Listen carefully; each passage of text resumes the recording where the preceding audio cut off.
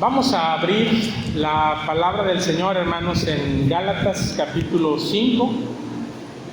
Gálatas capítulo 5, versículo 12. Y ahí vamos a mantener las escrituras, hermanos, para poder meditar en ello. Al igual que el domingo pasado, hermanos, el día de hoy vamos a enfocarnos en un solo versículo de las escrituras, de esta epístola a los Gálatas. Y este versículo, hermanos, expresa lo que pues yo le he llamado un escandaloso deseo de parte del apóstol Pablo para con los falsos maestros, para con los judaizantes que estaban acosando a los Gálatas y desviándolos de su fe. El versículo es el número 12 del capítulo 5 de Gálatas, que dice de la siguiente manera: ojalá se mutilasen los que os perturban. Repito, ojalá se mutilasen los que os perturban. Otras versiones, hermanos, como la versión Palabra de Dios para Todos, lo traduce de la siguiente manera. Dice: me gustaría que esos que los están confundiendo llegaran de una vez hasta el extremo de castrarse. Si esta versión pone mucho más en claro de qué se está refiriendo el apóstol Pablo cuando dice ojalá se mutilasen. Él está hablando de la castración, está hablando de mutilarse los genitales. Básicamente es lo que está diciendo el apóstol Pablo. Y por eso llamo a este mensaje, hermanos, el escandaloso deseo del apóstol Pablo. Vamos a ahondar, vamos a ver qué es lo que está queriendo decir el apóstol Pablo con este deseo, que incluso algunos lo han interpretado como una oración que eleva el apóstol Pablo pidiendo que hagan esto los falsos maestros. Y hermanos, estas palabras son fuertes. Quizás son las palabras más fuertes y por ende más ofensivas que nosotros podemos leer a lo largo de toda esta epístola. Y vaya que ya hemos visto que el apóstol Pablo ha llamado a los hermanos de la iglesia insensatos. ¿Sí? Es decir, no es una palabra bonita, no es una descripción que cualquier persona quisiera recibir. Insensata, necia. Por supuesto que eso, pues fuera del contexto en el cual el apóstol Pablo lo está refiriendo, pues va a sonar mal. Pero cuando llegamos a este versículo 12 y vemos que el apóstol Pablo ahora se refiere a los falsos maestros y les dice ojalá se castraran, se mutilasen por completo, wow, uno dice: ¿qué está pasando, no? ¿Qué está pasando por la mente del apóstol Pablo? ¿Dónde está esa gracia y esa misericordia y ese amor cristiano que debería de manifestar, ¿no?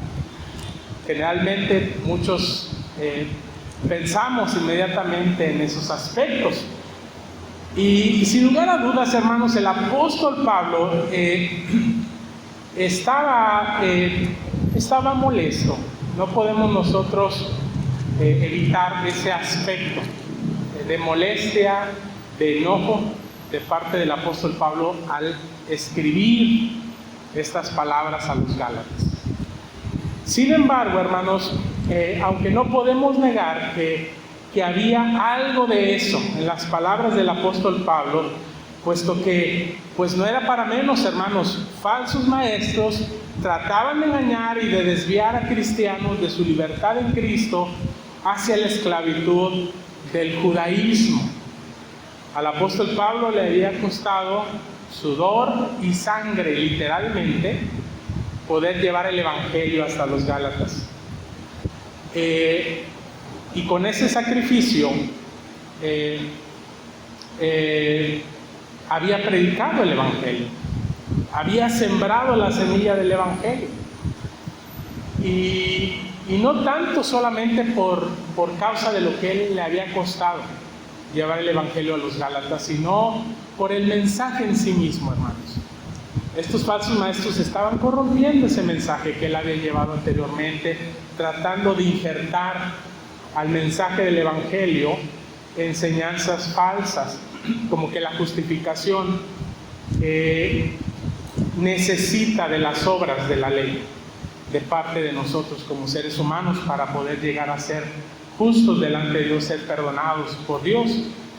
Y eso no es para menos, hermanos, eso es lo que realmente irrita al apóstol Pablo.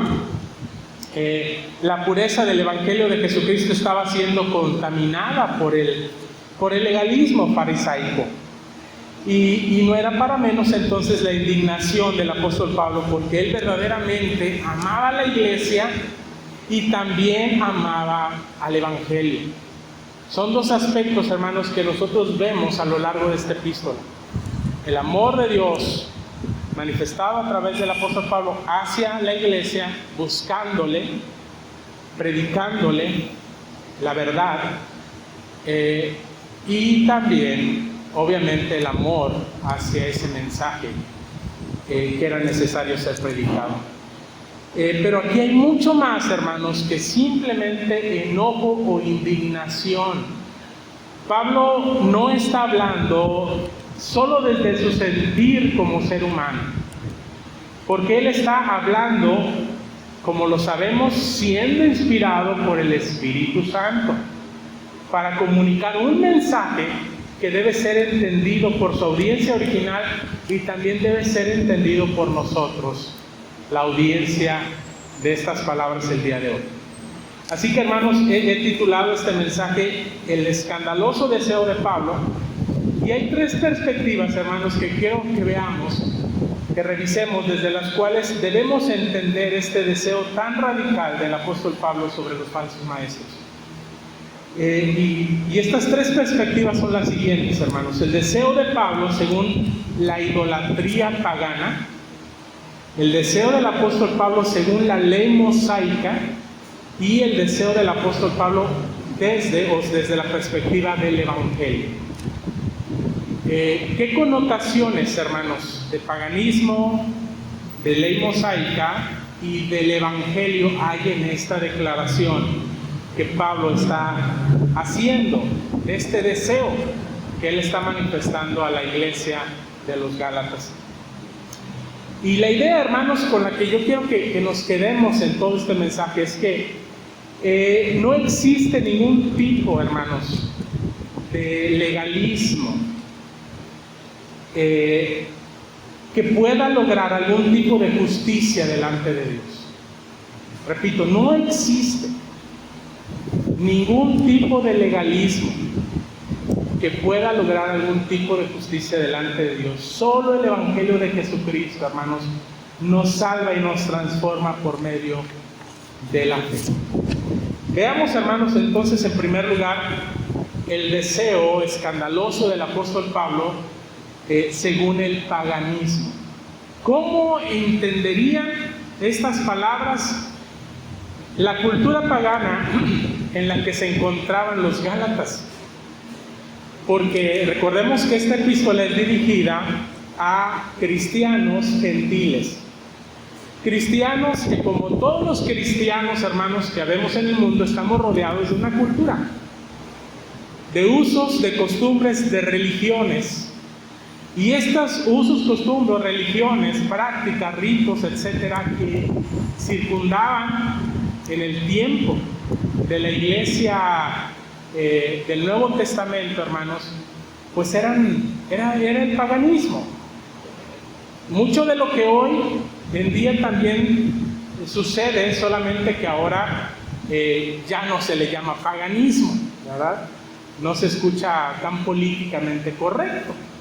Ahora se le llaman religiones, se le llaman creencias, se le llama yo respeto lo que tú crees, tú respetas lo que yo creo, etcétera, etcétera, ¿no? En ese relativismo en el cual el mundo vive. Pero, hermanos, el apóstol Pablo conocía bien el trasfondo y la cultura pagana en la cual se encontraban los Gálatas. Él sabía que en esa región, precisamente en esa región de Galacia, existía un culto pagano a una diosa de la fertilidad llamada Cíbeles. la diosa Cíbeles, la cual, hermanos, era adorada en la región de Frigia, ahí en Galacia, justamente donde se encontraban estas iglesias. Y según la mitología de esta religión, hermanos, esta diosa fue engañada por su amante llamado Atis, y en consecuencia esta diosa enloquece a su amante. Lo enloquece de tal forma que éste se automutila a sí mismo, se castra a sí mismo y después se suicida. Como sabemos, hermanos, las mitologías no suelen ser muy bonitas, que digamos, ¿verdad? Las historias de los dioses básicamente son una proyección de la historia del ser humano. Es decir, el ser humano se hacía a sus dioses a su imagen y semejanza. Y muchas de las cosas que el ser humano practicaba, pues simplemente las elevaban a un grado de deidad. Y así es que una de las formas, hermanos, en las que se adoraba a esta diosa, en la que los sacerdotes paganos de esta deidad practicaban su servicio de entrega, de consagración a esa deidad, era precisamente castrándose a sí mismos, mutilándose a sí mismos para dedicarse por completo a su servicio. Ese era, hermanos, el grado de compromiso que estos sacerdotes paganos profesaban a su diosa. Nadie podría dudar, difícilmente alguien podría dudar de la lealtad y del servicio con los cuales ellos deseaban agradar a su Dios. Y estas prácticas paganas, hermanos, particularmente de este rito, prevalecieron hasta el siglo IV después de Cristo. Así que estaba en su auge todo esto que sucedía en esa cultura pagana, idólatra.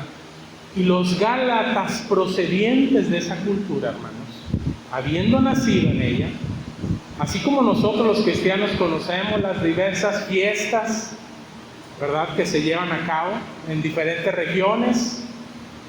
Cuando hablamos del Día de Muertos, todo mundo identifica algún tipo de tradición que tiene que ver con ese día, ya sea importada o autóctona, pero conocemos, no las practicamos, pero las conocemos, posiblemente las practicamos en algún momento. Y así era la situación en la que se encontraban los gálatas, hermanos. Ellos ya eran cristianos, ellos se habían convertido al Señor, habían dejado su idolatría, pero estaban bien familiarizados con ella. No era algo nuevo, no era algo extraño, era algo que incluso podían ver muy de cerca. Así que estos gálatas pudieron entender las palabras del apóstol Pablo, cuando él les dijo: ojalá se mutilasen los que os perturban, las cuales, a la luz de este contexto, de este trasfondo pagano, hermanos, quizá pudieron entenderse un tanto en un tono sarcástico de parte del apóstol Pablo, decir: si cortar el prepucio, porque hemos estado hablando de la circuncisión que tanto exigían los judaizantes, si tan solo cortar el prepucio te haría más justo delante de Dios, ¿por qué no haces lo mismo que los sacerdotes paganos hacen y terminas castrándote por completo? Así nadie se va a atrever a dudar de tu justicia. Mira lo que están haciendo ellos con tal de agradar a su Dios. Mira el grado de compromiso al cual ellos están sometiendo delante de su Dios, un Dios pagano, un Dios que no es nada. Si tú dices creer en el Dios vivo y verdadero, bueno, adelante, muestra tu grado de compromiso, mutilándote, castrándote a ti mismo. Así si esto es así, hermanos, tendríamos que implicar que el apóstol Pablo estaba comparando las prácticas de los falsos maestros judaizantes de alguna manera semejantes a las prácticas de los falsos sacerdotes paganos. Porque desde el contexto del Evangelio esto ya no tiene sentido. Ni lo que los paganos hacían, ni lo que ahora los judaizantes estaban tratando de hacer. Que esencialmente, hermanos, no había diferencia entre el propósito y los resultados que pretendían alcanzar los unos como los otros, que era agradar con sus obras a su Dios. Unos ciertamente de forma más radical que otros, pero era exactamente el mismo camino. En cualquiera de los casos, hermanos, ese propósito ya era inútil y los resultados simplemente nulos. Y en el caso del paganismo, hermanos, era inútil y sin resultados porque pues simplemente su Dios era un Dios falso, que no existía. El apóstol Pablo decía a los corintios: los ídolos no son nada. Muchos se escandalizan por el comer los sacrificados a los ídolos, y él decía: los ídolos no son nada.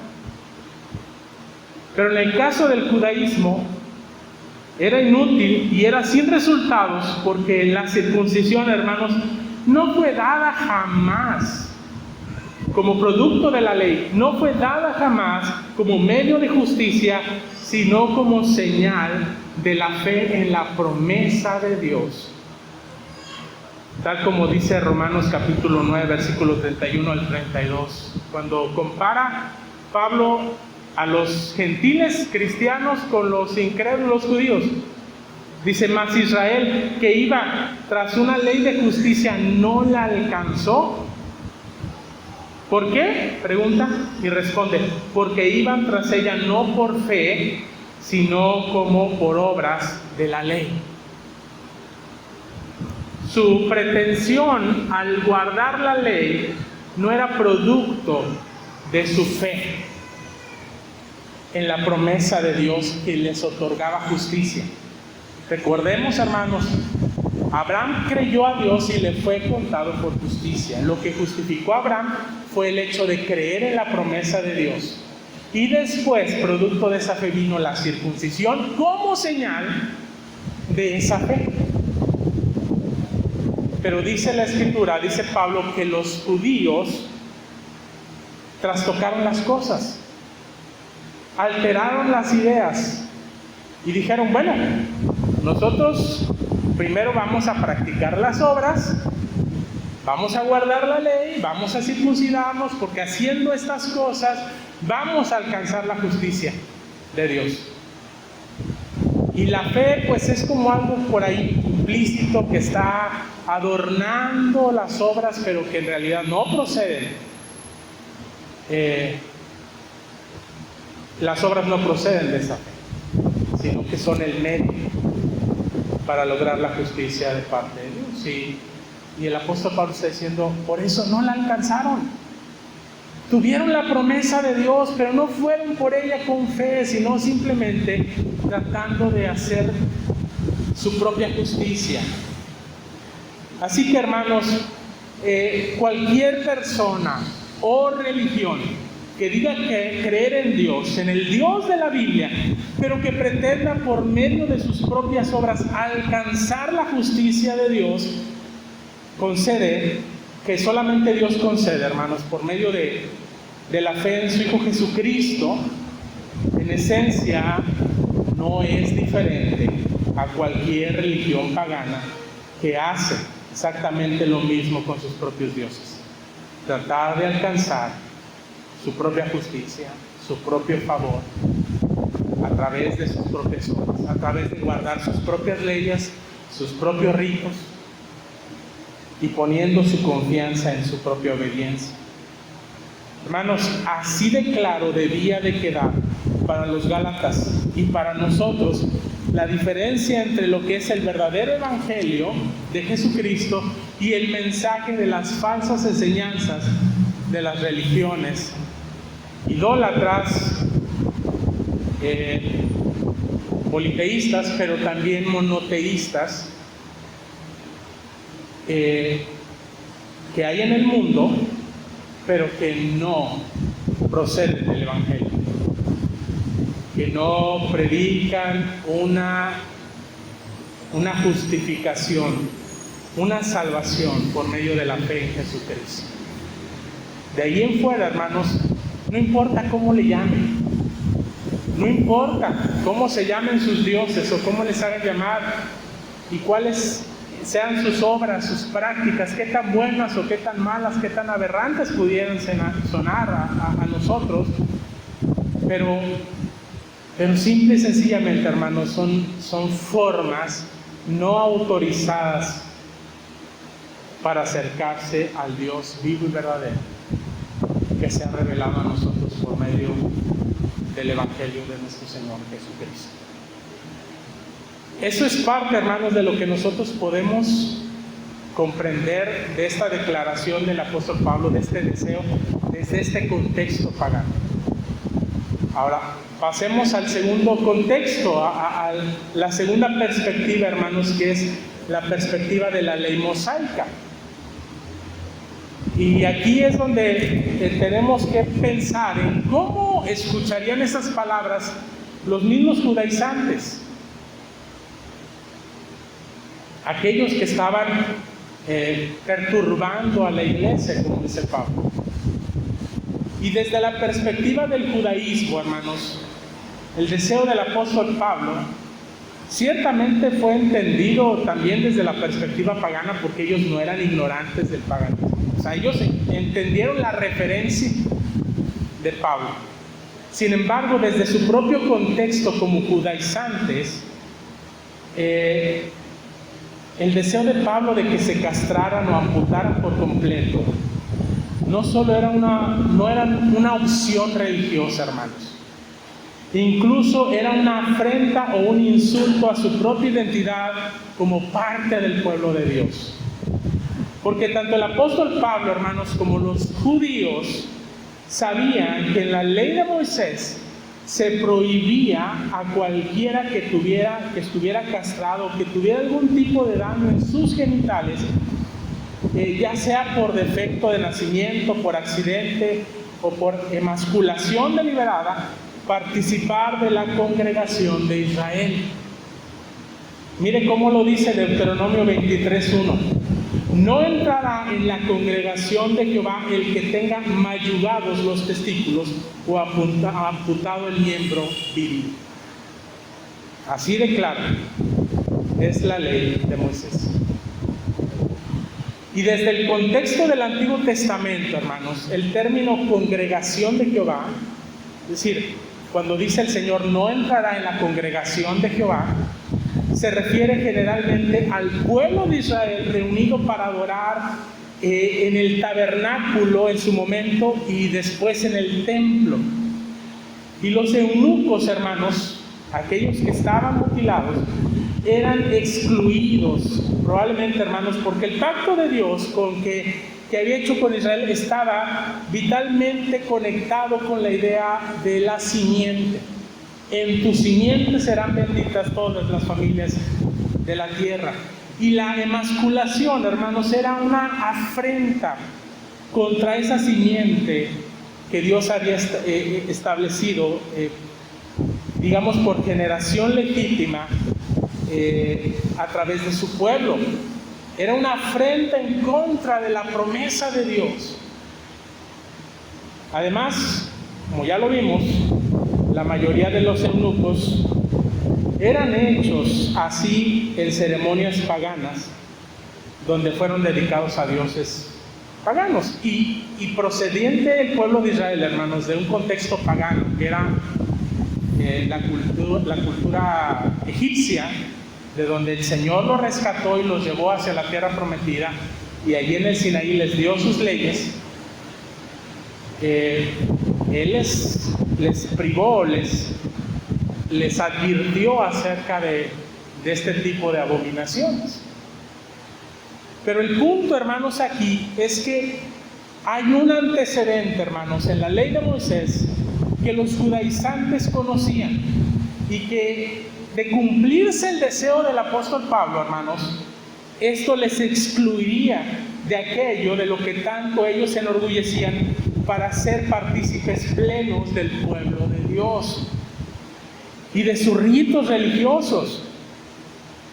Claro que los eunucos podían participar de la adoración a Dios, pero con límites, no de la misma manera en que lo hacía el pueblo de Israel.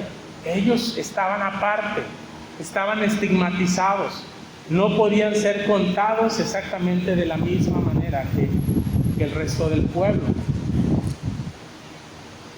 De hecho, hermanos, para los judaizantes, escuchar estas palabras de Pablo, de mutilarse por completo, era quedar castrados, los pondría en una condición de exclusión por la que, por medio de la ley que ellos proclamaban y defendían. Y en lugar de rechazar el mensaje del Evangelio, hermanos, posiblemente esto traería el efecto contrario.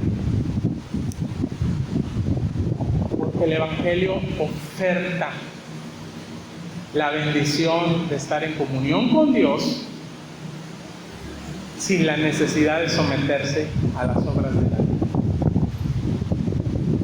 Y ya podemos ir entendiendo un poco, hermanos, de cómo la aparente maldición que el apóstol Pablo está profiriendo en contra de los falsos maestros, a final de cuentas, lo vamos a ver desde la perspectiva del Evangelio, se vuelve en bendición. Se vuelve en bendición para ellos, incluso.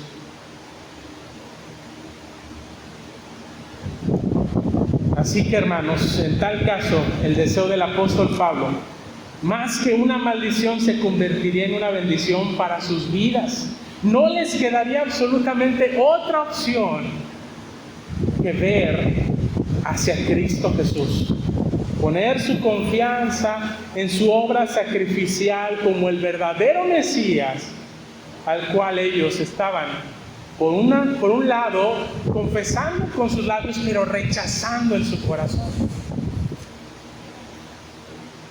Porque así se darían cuenta, hermanos, de cuánto necesitaban confiar en el mensaje del Evangelio, cuya esperanza de salvación ya se anunciaba por el profeta Isaías, cuando en este mismo contexto judío, hermanos, dijo a los excluidos de la congregación de Jehová, en Isaías capítulo 56, versículos del 1 al 7. Así dijo Jehová: guardad derecho y haced justicia, porque cercana está mi salvación para venir y mi justicia para manifestarse. Y pongamos atención en esas palabras, hermanos. Es una profecía. El Señor está diciendo: cercana está mi salvación y mi justicia para manifestarse. Va a llegar a ustedes. Bienaventurado el hombre que hace esto, y el Hijo del Hombre que lo abraza, que guarda el día de reposo para no profanarlo, y que guarda su mano de hacer todo mal. Y luego dice: el extranjero que sigue a Jehová, no hable diciendo: me apartará totalmente Jehová de su pueblo. Ni diga el eunuco: he aquí, yo soy árbol seco. Porque así dijo Jehová: a los eunucos que guardaren mis días de reposo y escojan lo que yo quiero y abracen mi pacto, yo les daré lugar en mi casa y dentro de mis muros. Y hombre y nombre mejor que el de hijos e hijas. Nombre perpetuo les daré, que nunca perecerá. Mis amados hermanos, esta es la promesa del Evangelio. Para aquellos que por medio de la ley eran excluidos de una relación, de una comunión cercana con Dios y cercana a su pueblo, el Señor les habla y les promete diciendo: pronto va a llegar. pronto se va a hacer justicia. Pronto va a venir a ustedes mi salvación.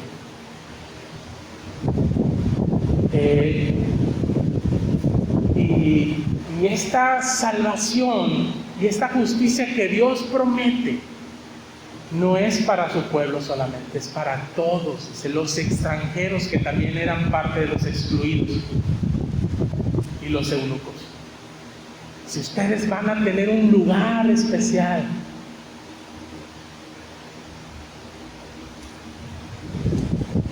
un lugar especial en mi casa, dentro de mis muros, y van a tener un mejor nombre que el de hijos e hijas. Ustedes que no pueden tener descendencia, ustedes tendrán una familia, y eso no perecerá, eso permanecerá para siempre. ¿Cómo es que se va a cumplir semejante promesa de parte de Dios en la vida de aquellos, varias del pueblo?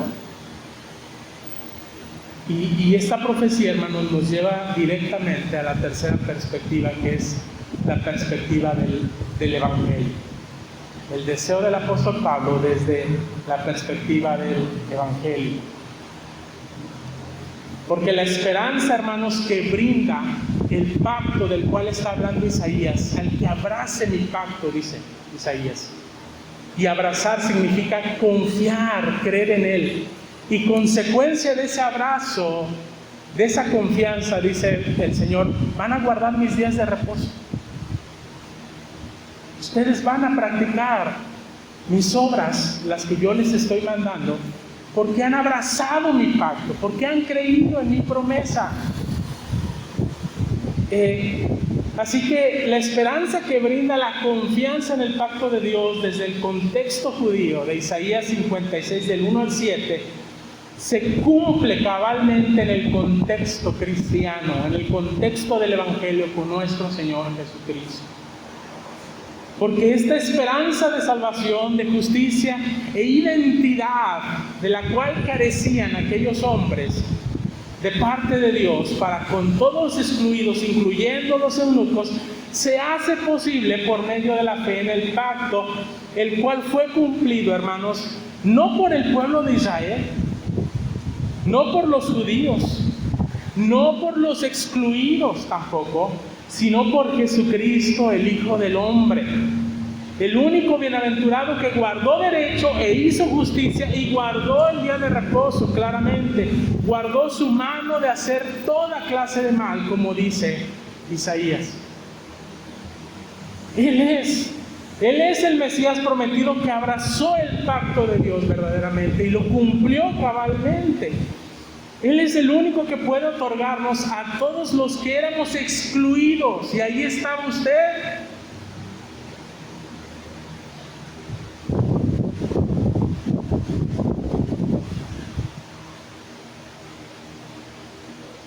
Ahí estaba usted y estaba yo.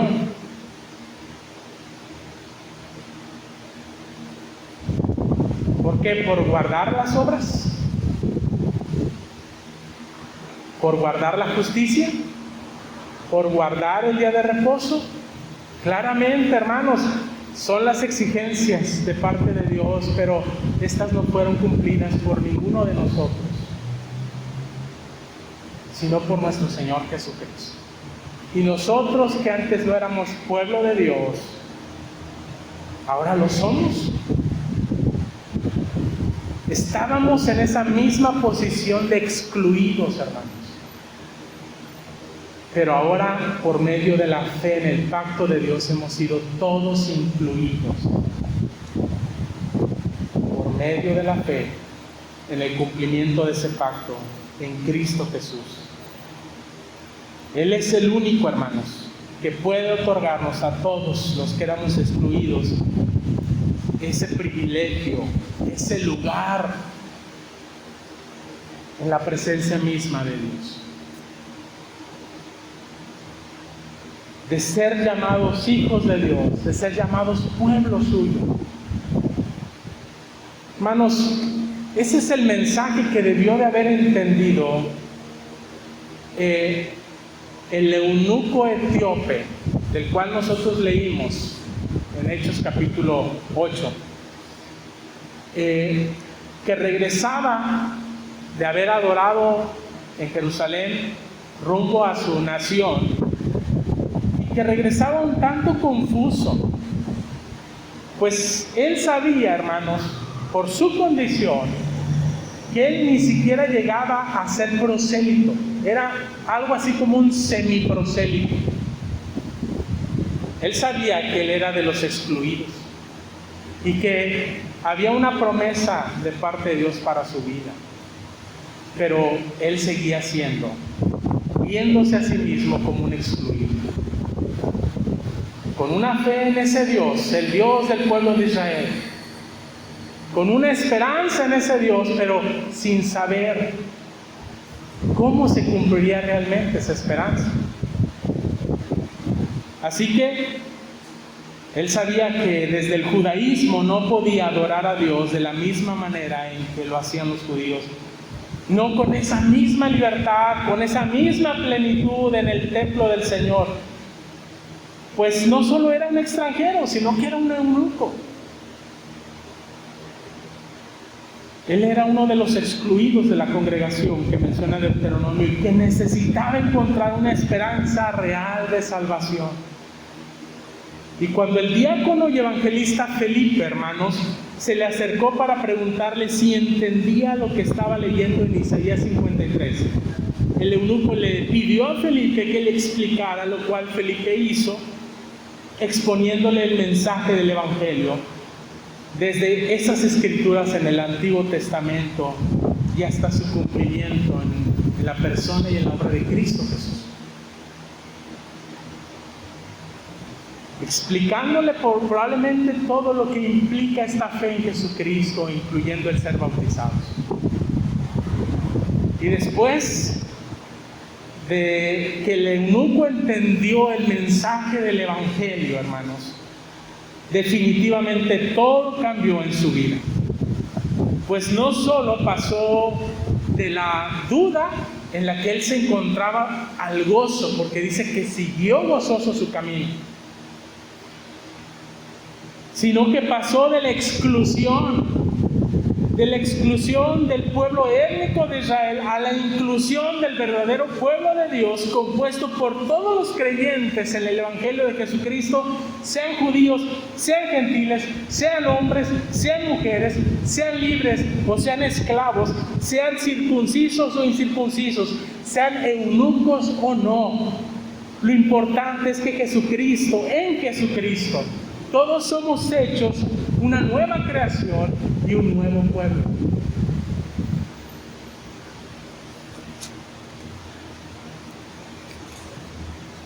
Podemos entender por qué aquel eunuco pidió ser bautizado.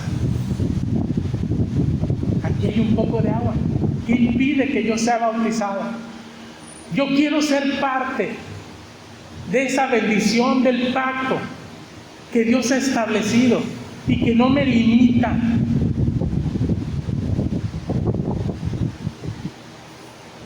No me limita por causa de lo que yo soy y que ya no puedo cambiar.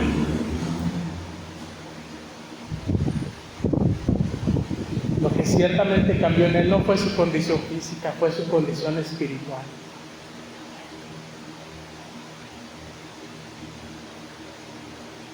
Felipe solamente le dijo: si crees, puedes. Esto es un asunto de fe, no es un asunto de tus obras, no es un asunto de cuántas veces tienes que peregrinar a Jerusalén para adorar. No es un asunto como de cuántos sacrificios y ofrendas tienes que ofrecer a Dios por tus pecados. Ya Cristo se ofreció a sí mismo. Ese del que habla Isaías 53, de esas palabras que tú estás leyendo y que no entiendes todavía, o que no sabes a quién se refiere, es Cristo Jesús. Los judíos, hermanos, o el judaísmo interpreta Isaías 53, que claramente nosotros entendemos como una referencia profética a los sufrimientos de nuestro Señor Jesucristo, como el pueblo de Dios. Es decir, ese siervo sufriente del cual habla Isaías es el pueblo judío. Imagínense, hermanos. Ellos son su propio Mesías. Por eso tienen tanta esperanza y tanto amor hacia sí mismos, que les cuesta trabajo depositar su confianza, su esperanza en alguien que no sea ellos, en alguien que, si bien procedió de su linaje, vino directamente del cielo, siendo el Hijo de Dios mismo, encarnado, para cumplir un pacto que ellos no pudieron cumplir. Pero ellos se ciegan ante esa realidad y siguen pensando que necesitan practicar las obras de la ley para alcanzar la justicia de Dios. No es así en el Evangelio, hermanos. Por eso el apóstol Pedro llama y exhorta a tanto judíos como gentiles dispersos en 1 Pedro capítulo 2, versículo del 4 al 5, diciendo: acercaos a él, piedra viva, desechada ciertamente por los hombres, mas para Dios escogida y preciosa. Vosotros también, como piedras vivas, sed edificados como casa espiritual y sacerdocio santo, para ofrecer sacrificios espirituales aceptables a Dios por medio de Jesucristo. Y ese llamado, hermanos, es para todos los que antes éramos excluidos, porque dice más adelante en el versículo 9 y 10: mas vosotros sois linaje escogido, real sacerdocio, nación santa, pueblo adquirido por Dios, para que anunciéis las virtudes de aquel que os llamó de las tinieblas a su luz admirable. Vosotros que en otro tiempo no erais pueblo, pero que ahora sois pueblo de Dios, que en otro tiempo no habéis alcanzado misericordia, pero ahora habéis alcanzado misericordia. Hermanos, esta es la perspectiva y la bendición que nos brinda el Evangelio para todos los excluidos, no solamente por eunucos, sino por gentiles. Desde la perspectiva del Evangelio, el deseo de Pablo para que los falsos maestros se mutilaran y se castraran, hermanos, más que representar palabras de maldición, son un llamado al arrepentimiento. Son un llamado a dejar de poner su confianza en sí mismos y poner su confianza en Jesucristo. A dejar su autoconfianza en sus prácticas religiosas legalistas para poner su confianza en Jesucristo como su verdadero Salvador y Señor. Y si eso va a traer, hermanos, como fruto el hecho de haber sido mutilados o castrados, pues bendita mutilación. Si eso te va a orillar a ponerte en un estado de exclusión que permita reconocer tu verdadera necesidad de salvación, más vale que pase por esas situaciones adversas que seguir en el autoengaño de pensar que yo solo me basto, que yo soy una buena persona y que tengo la capacidad en mí mismo para llegar a agradar a Dios. Hermanos, Pablo, como apóstol de Jesucristo, inspirado por el Espíritu Santo, no está hablando simplemente de manera visceral. Él tiene convicciones y tiene un celo verdadero por el Evangelio y por las iglesias de Galacia. Pero si alguien está pensando, hermanos, que Pablo, su deseo es muy extremista y política o eclesiástica o cristianamente incorrecto, Le invito a escuchar las palabras del Señor Jesucristo para los que son piedra de tropiezo en la vida de los niños. Mire lo que dice Lucas 17, del 1 al 2. Jesús les dijo a sus discípulos: imposible es que no vengan tropiezos, mas ay de aquel por quien vienen. Mejor le fuera que se le atase al cuello una piedra de molino y se le arrojase al mar, que tratar que hacer tropezar a uno de estos pequeños. ¿Le parece escandaloso lo que Pablo está diciendo? ¿Qué tal las palabras de Jesús? Mientras Pablo está diciendo pues que se mutilen, Jesús está diciendo que mueran.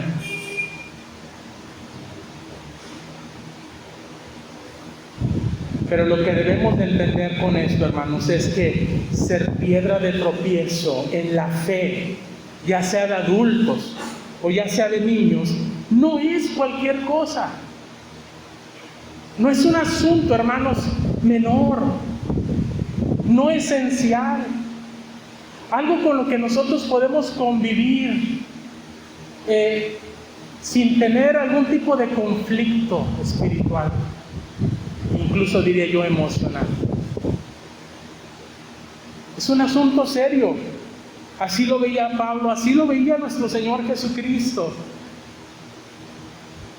Si no hay un arrepentimiento verdadero, habrá consecuencias, hermanos, que no solo destruirán el cuerpo, sino también el alma en el infierno. Eso decía el Señor Jesucristo: no teman a los que matan el cuerpo, después de eso nada pueden hacer. Temer a aquel que es no solamente capaz de destruir el cuerpo, sino también el alma en el infierno. ¿Cómo cambian de perspectiva las cosas, hermanos? Cuando las dejamos de enfocar desde nuestro punto de vista, solamente como seres humanos. Cuando dejamos de ser nosotros mismos el estándar por el cual nosotros juzgamos las cosas. Y empezamos a ver las cosas desde la perspectiva de Dios, tal como Él nos las revela en su palabra. Somos llamados, somos estremecidos porque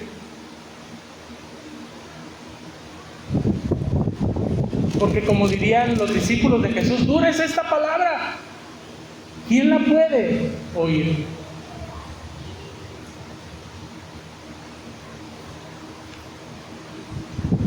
Así que, hermanos, desde cualquier perspectiva de estas tres que les he presentado, desde la pagana, desde la ley mosaica y desde el Evangelio, el escandaloso deseo de Pablo quiere mostrarnos un punto teológico importante, hermanos, para todos los cristianos de todos los tiempos: que cortarse la carne, ya sea poco, sea mucho, no hace justo a nadie delante de Dios. Ni la circuncisión, ni la mutilación por completo, ni ninguna obra de la ley puede lograr algún tipo de justicia delante de Dios. Porque Dios demanda una justicia perfecta y esa justicia solo se encuentra en Jesucristo. Por lo tanto, hermanos, el deseo del apóstol Pablo demuestra por sí mismo que ninguna obra, por extrema que sea, resulta útil si se trata de conseguir la justicia delante de Dios. Porque la justicia de Dios, como dice Pablo, se revela por medio del Evangelio en Jesucristo, mediante la fe y para la fe. Hermanos, hasta aquí, hasta este punto, hermanos, de la carta del apóstol Pablo, capítulo 5, versículo 12, el apóstol Pablo está exponiendo sus argumentos a los Gálatas para volver a poner su confianza en Cristo. Pablo ha dejado en claro una cosa: que poner la confianza en las obras de la ley no nos lleva hacia la justificación, hermanos, pero sí nos lleva hacia el legalismo. Nos lleva hacia el legalismo. Y el legalismo, hermanos, no es algo que procede del Evangelio, sino que es sumamente perjudicial en nuestras vidas. Constantemente estamos luchando con el legalismo. Sí, así como los gálatas, también nosotros los cristianos seguimos luchando con el legalismo en nuestras vidas. Hermanos, el hecho de ser cristianos nos convierte no en ausentes o libres completamente de estas ideas, pero estamos en un proceso. Si usted puede reconocerlas, si usted puede evidenciarlas en la vida de otros, pero sobre todo en su propia vida, se va a dar cuenta de que somos, como diría alguien, fariseos en proceso de rehabilitación.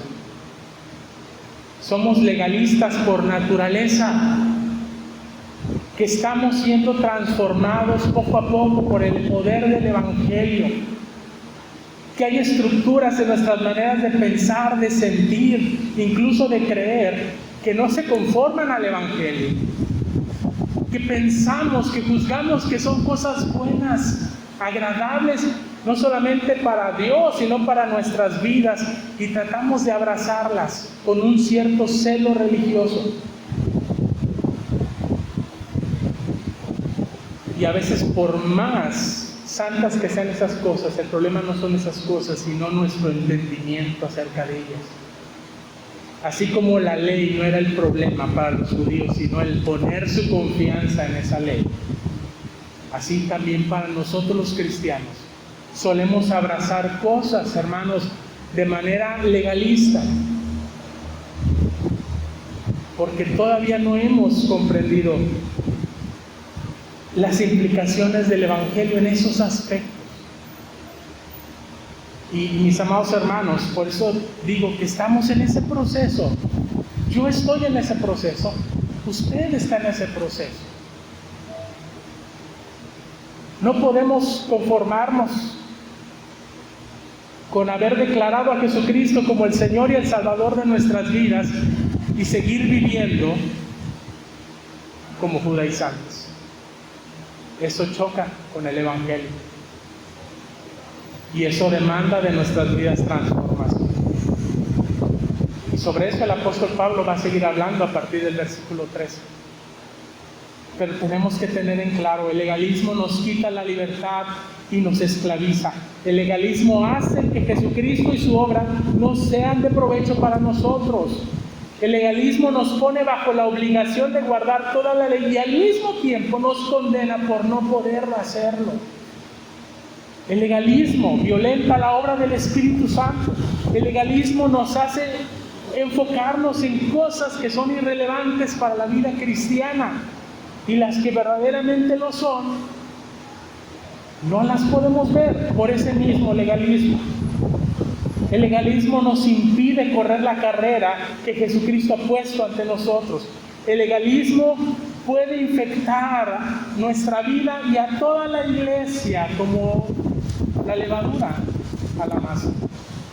Y también, hermanos, quienes promueven el legalismo y se enfrentan también al juicio de Dios, sin importar quiénes sean, como dice Pablo. El legalismo intenta quitar y apropiarse de la gloria de la cruz de Cristo. Y a la luz, hermanos, de lo perjudicial que es el legalismo, no es extraño que el apóstol Pablo desee que los que practican y los que promueven estas ideas las lleven al extremo, para que se den cuenta de que ahí no hay salvación, de que ahí no hay esperanza, que la única esperanza de salvación se encuentra solamente en Jesucristo nuestro Señor y Salvador. Quizá cuando pensamos, hermanos, en maestros falsos o en legalistas, pensamos en pastores, pensamos en otras personas quizá externas a nuestra iglesia. Pero el llamado de la palabra de Dios, hermanos, es un llamado a que en primer lugar nos evaluemos a nosotros mismos y ver si hay algo en nuestra propia vida que esté siendo de alguna manera piedra de tropiezo, ya sea en mi propia vida o en la vida de los demás. Que examinemos si realmente estamos viviendo por la fe en Jesucristo o estamos poniendo la confianza en nosotros mismos, en nuestros prejuicios, en nuestros temores, en nuestras propias ideas religiosas. A veces, hermanos, no es fácil identificar esos puntos débiles del legalismo en nuestras propias vidas, porque el legalismo no solo produce circuncisión, es decir, más legalismo, sino que es como la circuncisión literalmente. Es decir, no es visible a todo el mundo, es algo que está ahí oculto, pero que está bien arraigado en la carne y que portamos con orgullo, como los judíos portaban su circuncisión con orgullo. Nos hace sentir orgullosos espiritualmente, como los judaizantes de los que nosotros mismos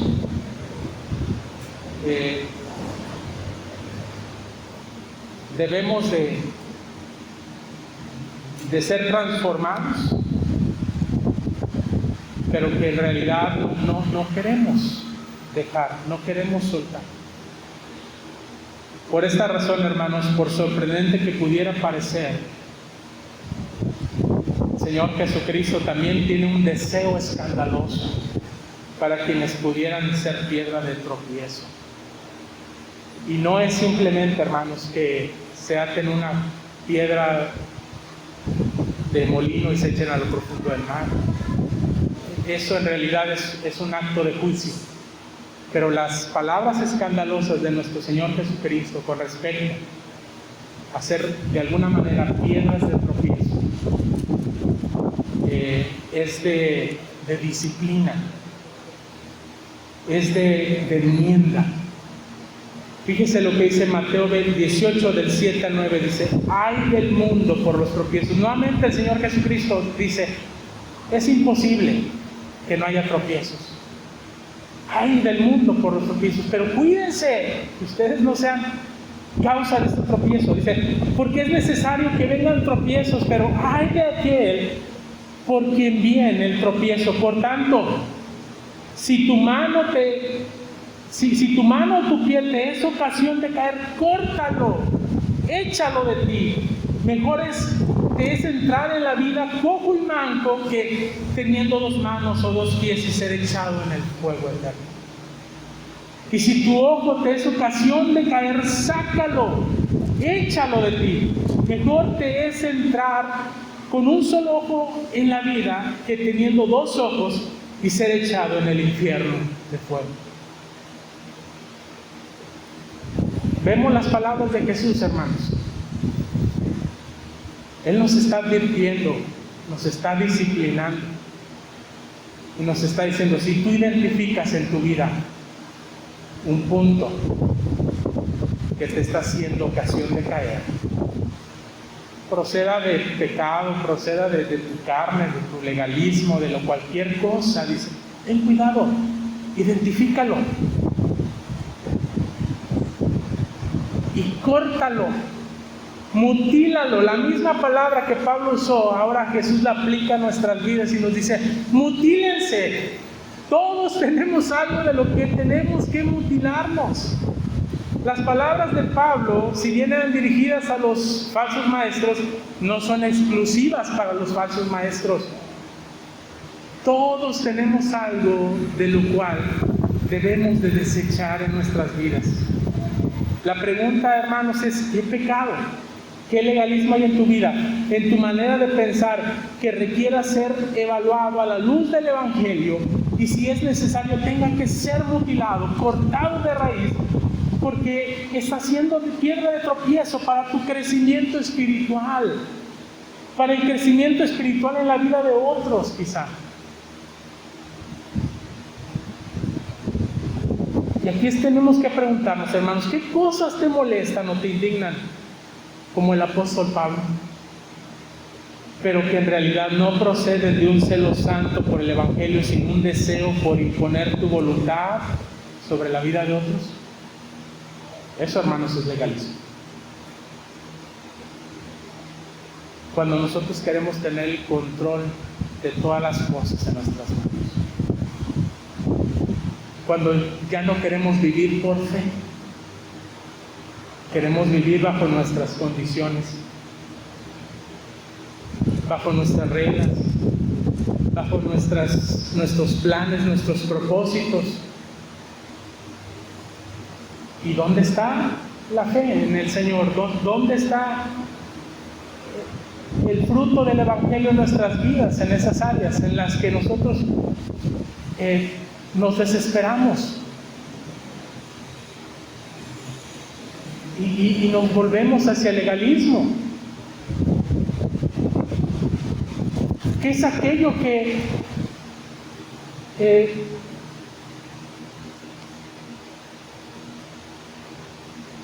procede legítimamente del Evangelio y de la vida cristiana en libertad, pero que no soy capaz de respetar o tolerar en la vida de otros cristianos? Ojo, eso también es legalismo.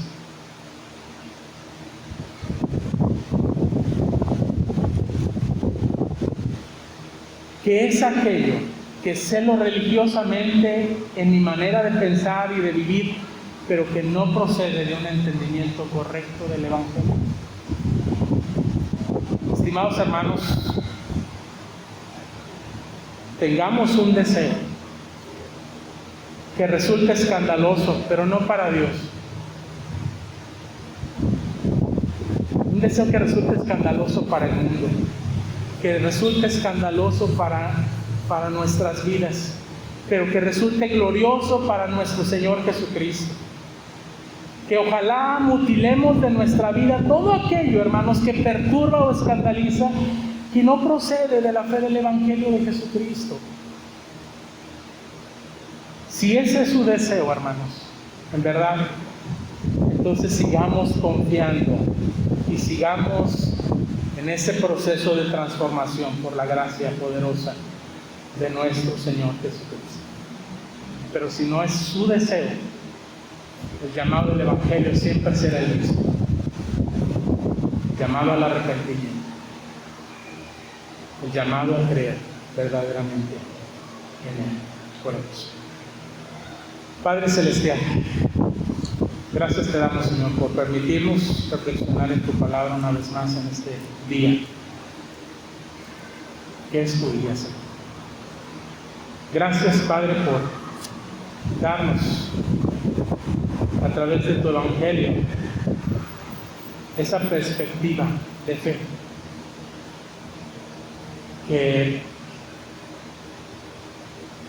que nos redime,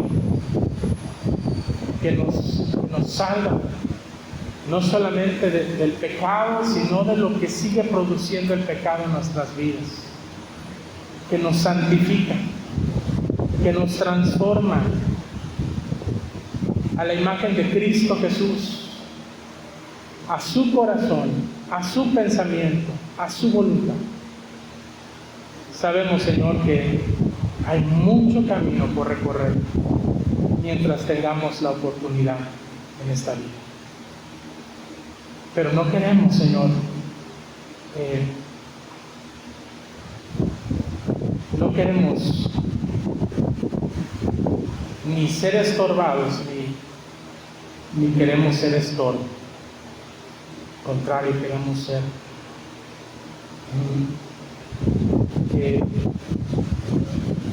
de bendición, y queremos ser bendecidos, Señor, en nuestro caminar con Cristo. Líbranos, por lo tanto, Señor, de todo aquello con lo cual nosotros luchamos cada día. que está arraigado en nuestro corazón y que necesita, por el poder de tu Evangelio, ser desarraigado, para que el Evangelio sea lo único que permanezca arraigado.